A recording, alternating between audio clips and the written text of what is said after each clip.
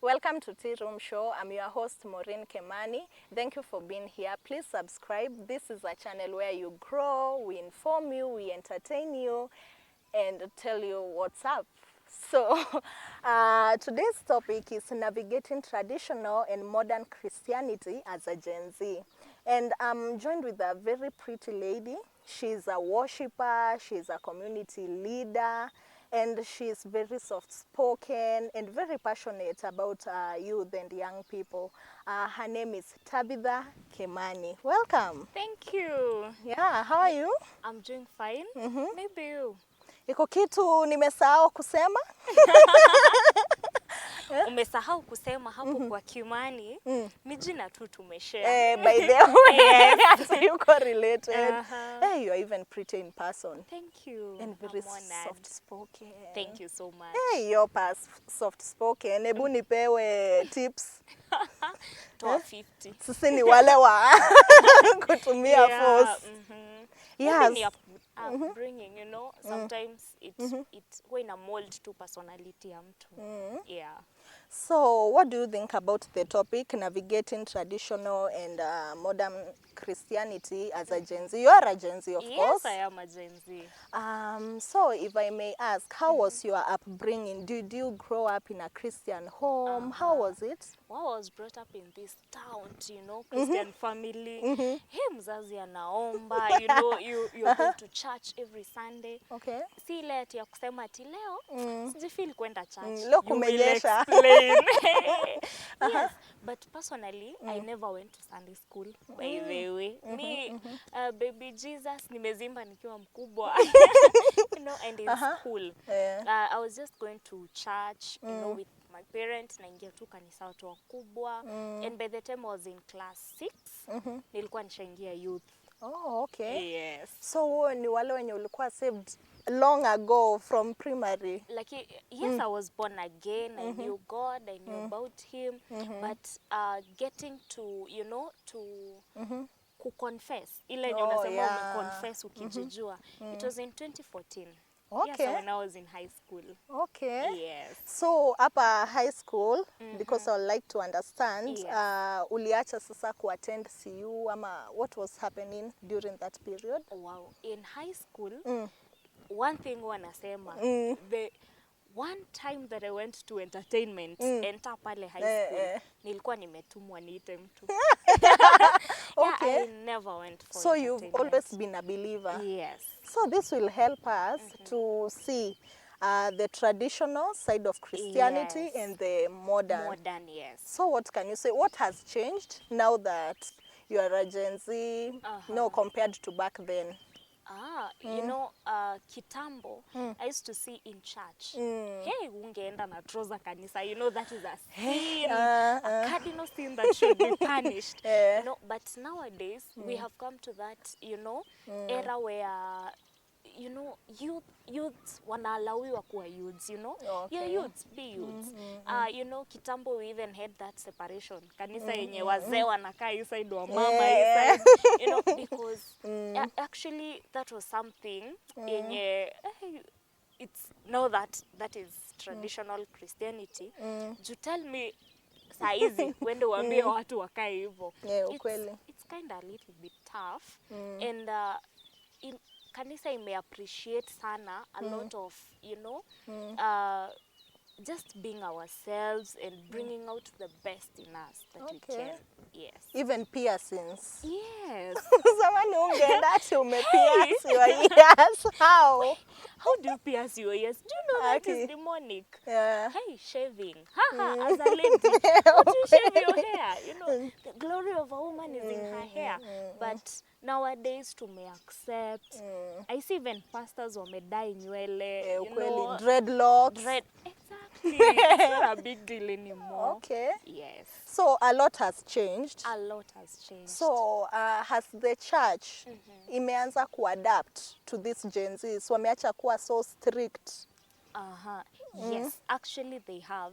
In the point of nowadays naona mpaka unaona pastor akipreach anarusha sheng moja mbili, you know, because bogingenje, you're trying to attract them to church. Okay. Na huwezi ni attract with something that I don't believe in. Okay. Lazima you try to bring in, you know, what I believe in, bring in what I relate with. Yeah. Kwa hivyo Gen Z wanasema ati me am a believer but I don't go to church juu ya rules. Sasa wameanza kuwa accommodated in churches. Kwa hivyo no excuse. No excuse, yeah. They must come to church. They must come to church. Okay, Yes. that's nice. So, what advice would you give to Gen Z Christians who are trying to balance the traditional and the modern way? Mzazi anakuambia hapana, no, you cannot dress like that, you must do this, na una feel, I'm still a youth. Kwa nini ananikazia? Yeah. Yeah, we were there also. Hey, not we were there, we We are are still still there. Very true. Yeah. You know, when it comes to millennial parents, kuna wenye they have not agreed to, you know, to adapt to whatever is happening right now. One thing I guess people should understand ni we have different backgrounds. Yeah, very That true. is one thing. Naju, for example, I come from a Mukurino family. Before nitoe hiyo kilemba. Yeah, Hi. And kuna wenye wanasemaga you're 18, wewe kama unataka kutoa, toa. You know, that is one thing. We come from different backgrounds and we ought to. Okay, kama mzazi, that is the way anataka uende, you know. Don't dress like this, don't usikae hivi. Maybe the church is not appreciating. Nowadays we have things zenye ni traditional but modest. Nowadays actually I have noted most of the young people wameanza kuhamia to the dress code ya kitambo, True. lakini wanaimodernize kiasi. Do that. Oh, yeah, hii yenye wanaita vintage but with some touch of modernity. Exactly, that is it. Speaking of dressing, vintage with a touch of modernity, Gen Zs tunakuwa influenced na the secular world a lot. So what can you say about that? Is it a bad thing? Is it a good thing? Ati, I'm saved, but I can still listen to secular music. Okay, one thing I believe in, there's something that we call a spirit behind everything. For Okay. example, umesema, I'm a Christian, but you know, I can listen to secular music. It doesn't affect any way. But what spirit are you carrying along? Okay. Yes, that is always one thing that always affect everything. What spirit are you taking along? Okay. Yes. So this is a very controversial question on the secular world. Yeah. LGBTQ in our churches. What do you think about that? Wow. As a Gen Z? Do most of these people are Gen Zs? They are Gen Zs actually. You know, one thing about those people, there's one thing that the church does a lot, condemning them. Yeah. You know, you tell them, you people, you're not going to heaven. You know, even the Bible itself does not allow. It's a sin. Yeah, it's good to tell them that because that is the truth. That is the reality, because whatever they are doing, it's a sin. Yeah. It's not even acceptable in the Bible.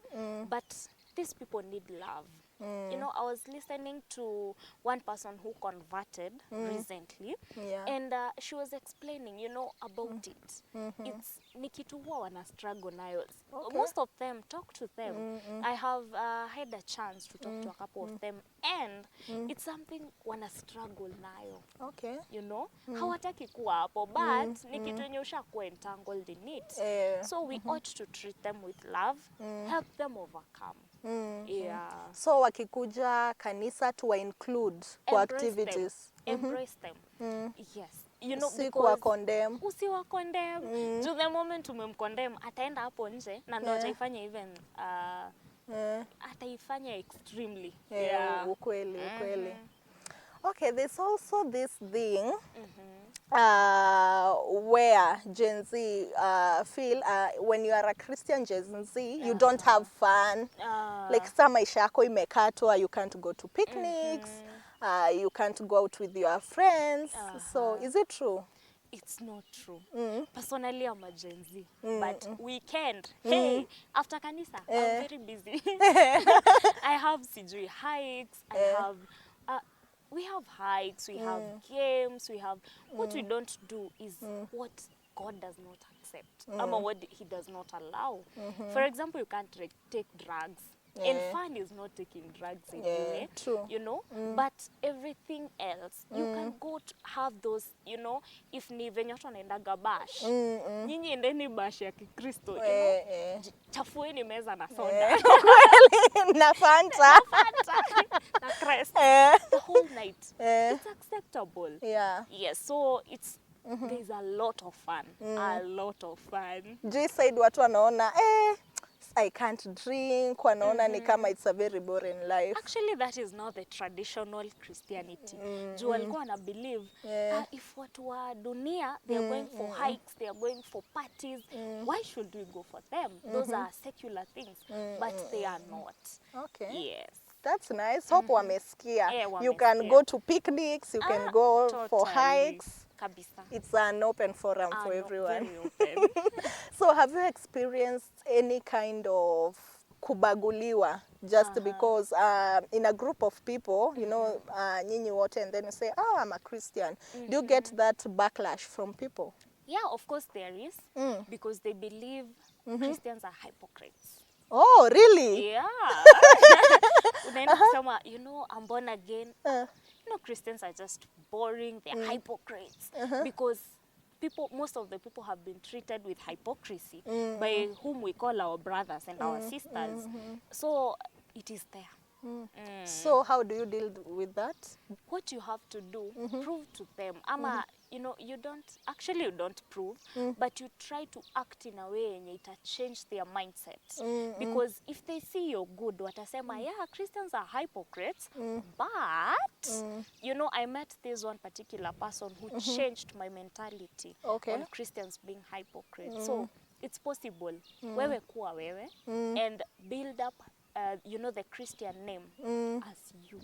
Oh, okay. Yes. Oh, si kuangalia wengine. Usiangalie wengine. Juu wengine, enyewe, you know, even right now, whatever is going on social media, people are talking about pastors. Very true. Does that mean every pastor is like that? Not really. It's not. Yes. Yeah. So, do you believe that as a Christian, you should have a community of your fellow believers so that it can be easier, you know, to talk to them because they relate? Yeah. So it's very important. Very important. Actually, that is the first thing, you know. Do not forsake the fellowship of brethren. That does not mean that it must be, you know, pale kwa pastors. No. Actually, your fellow, you know, for example, for the Gen Zs, kuna pale ka youth group. You can have a group of 3, 4, 5 whom you talk to one another. Kuna time you feel kusoma Bible, lakini mtu atawatumia verse hapo kwa WhatsApp group. Actually, itaku encourage. Okay. If it's for prayers, you can have those prayer meetings, you know. Yes. Okay, kwa hivyo it's very, and the church is really trying to bring a community. Okay, A lot. That's good. A lot. Do you think the church, I want us to speak about the church, sexual immorality, and the Gen Zs. Wow. Kwa sababu anasema it's, you know, tuko huku kwa dunia, so wanaona if some things za church ni traditional, they should not apply to them. What do you think about that? Wow. You know, even the problem comes in. I was just following up on something and doing a research. You know, story ya nilisikia hawaitwi wa babas nowadays. Haya. Wanaitwa vintage buddies. Syllabus zinaenda mbio.